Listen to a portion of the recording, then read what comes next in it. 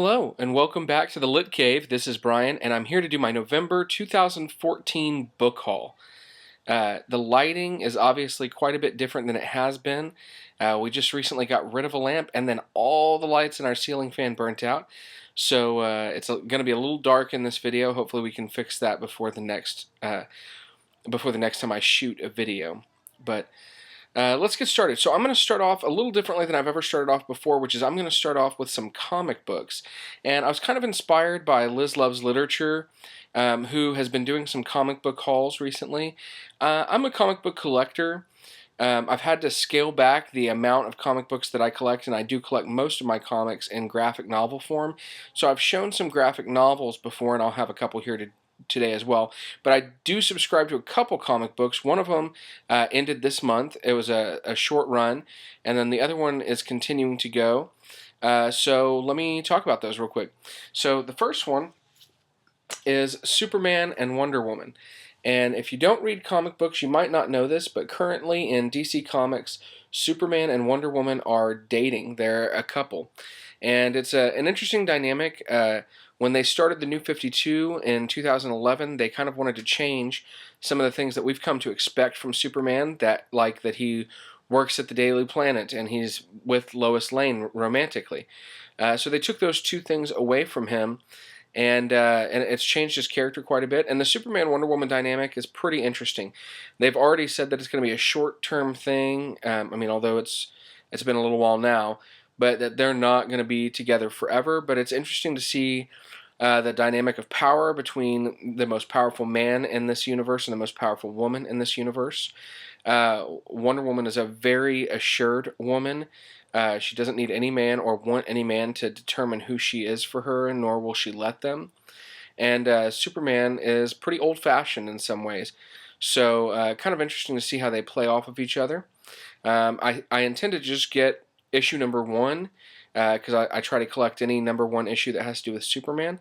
But I've been going now for a while, and this is issue number 13, and I'm going to continue to collect. Didn't disappoint me. It's a recent transition in who's writing it with Peter Tomasi, and I'm liking it quite a bit. Alright, the other one, and this was the last issue of this run that I was collecting, is Superman Unchained. So like I mentioned, I'm a collector of all things Superman. So like I mentioned, I'm a collector of all things Superman. And this was a short-run series. And this was written by Scott Snyder, who is the guy who's writing Batman and has been writing Batman since 2011. Scott Snyder's a phenomenal, unbelievable author. I love his graphic novels. And so I was really excited to read a Superman comic written by him. And then to top it off, it's drawn by Jim Lee, who's a legend in comic books. But unfortunately, something that he's a legend for is, aside from being a phenomenal artist, he's also a legend for taking way too long to put out comic books, and this is no exception. This was supposed to be like a monthly comic, and it's been going now for a really, really long time, and this is issue 9, the final issue, and it was great. I mean, I loved it. I love Jim Lee's art, but sometimes it's a little frustrating when you're waiting longer than you expect to for a comic book to come out by, of this caliber. So, but I'm glad that I got the whole run on that.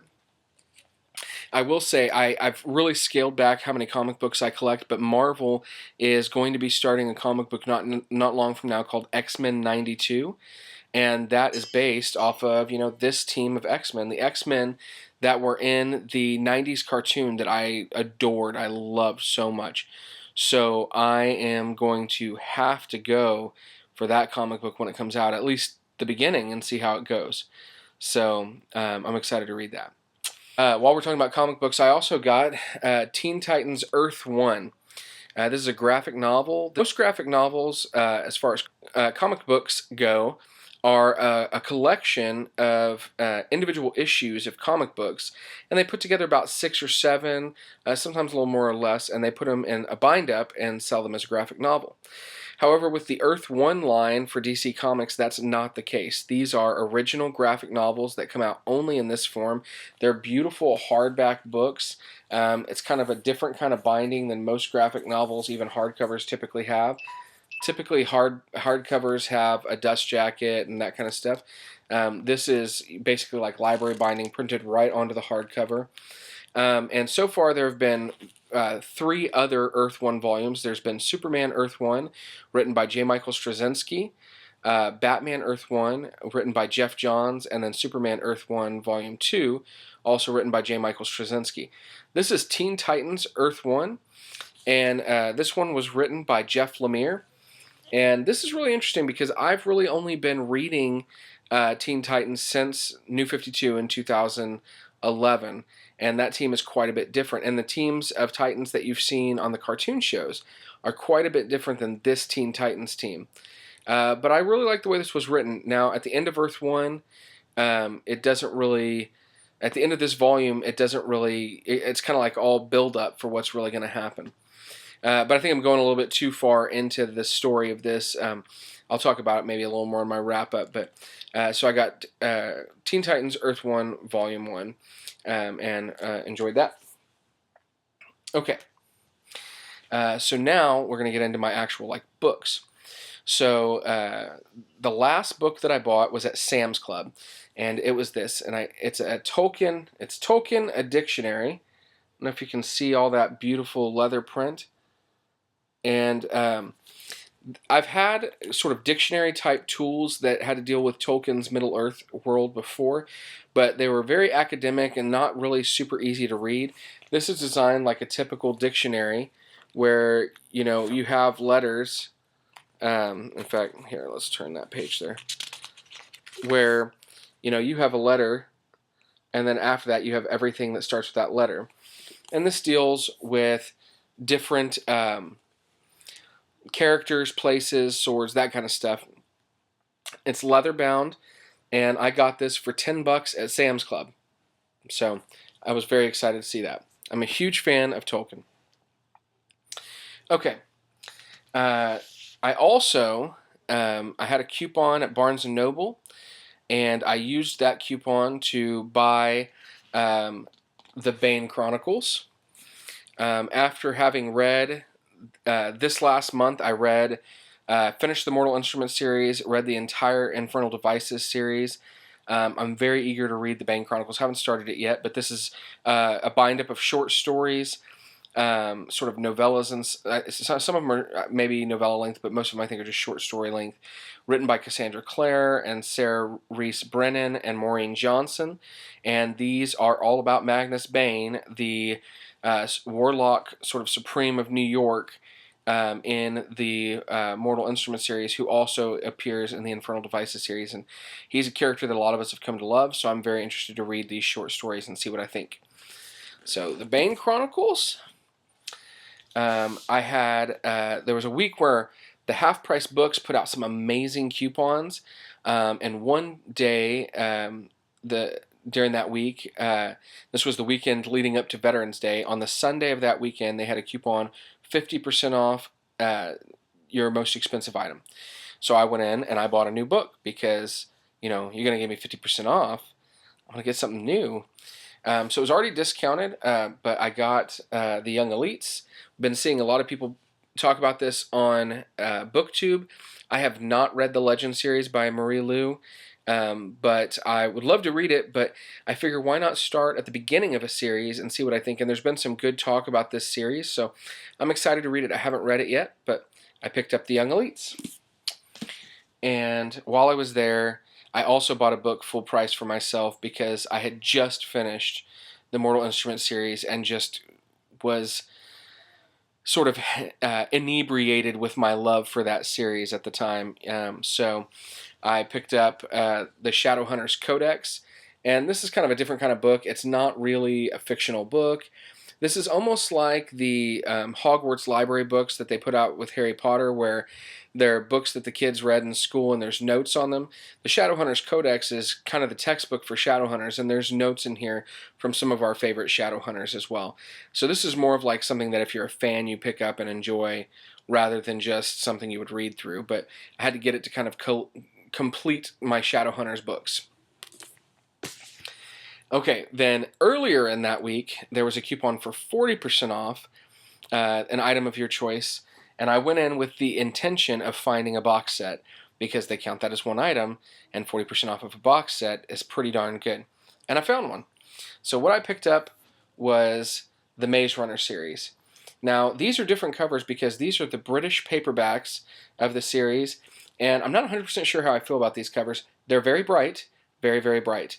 But I have recently read 3 of these books, and I just haven't read the Kill Order. So there is the Maze Runner, there is the Scorched Trials, the Death Cure, that's the trilogy, and then we've got the prequel, the Kill Order, which is the one I've not read yet. So I got all of those for $13 at Half Price Books with a 40% off coupon, and I was very excited about that, and I was happy to have that series added to my library. So I have an uncle who is a really great guy, really nice, and often sends me just boxes full of books because he knows that I like to read. And sometimes I don't have any of them, sometimes I have some of them, and he sent me some really rare things in the past too, things that are pretty hard to find that he gets, and so it's a blessing. So he sent me a pretty old copy of My Utmost for His Highest, which is a really well-known and loved devotional. And it was just a really kind thing to do. I didn't ask for anything from him, so it's very nice that he thought of me, and I look forward to kind of diving into this a little bit myself as well. And then I also had my wife's friend who knows that I love books. Sometimes she goes into Goodwill and she finds books, and when she sees books that she thinks I might like, she buys them and she brings them here, which is really thoughtful as well. So nice to be given those gifts, and I'm not very eloquent when it comes to expressing my appreciation, so I hope that they know that I appreciate them. So she got me a really nice copy of Dracula in paperback, which is great because I don't have Dracula, and I look forward to reading it. And so I've read it before a long time ago, but I will want to read it again, sometime in the near future. So I was happy to get that. Of course, that's a classic. And then the last book that I bought, it's actually the first book I bought this month. I got at the Book Outlet. It was one of their 50 off 50 books. So every, I don't know if it's month or week or whatever, they choose 50 books and they take 50% off of their already low price. And so you can pick up the books. So their price for this book was $4.99. So when it was 50 off 50, I picked up this book for about $2.50, brand new hardback. And that is Cinder. And this is another one of those books that you see all over BookTube. I've really wanted to read the Lunar Chronicles. I've not started them at all. And basically the Lunar Chronicles are sort of fairy tale retellings in a sci-fi, somewhat dystopian world from what I understand. And like, for instance, Cinderella here is an android.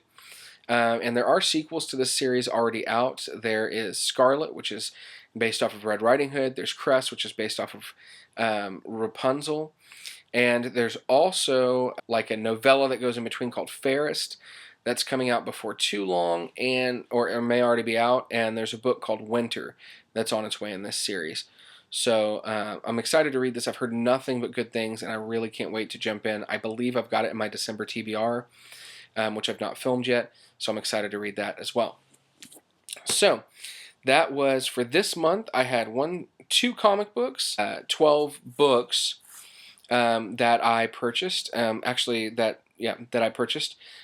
Almost every single one of them I got on a huge discount, which is so awesome. And then I had a couple given to me. So very blessed, very eager to jump into these books, and not planning on buying too many in December or January. So there may not be much of a haul for those months, or I may need to combine them. But anyway, that's what I got this month, and I'm excited. So thanks a lot, and until the next video, see you same lit time, same lit channel.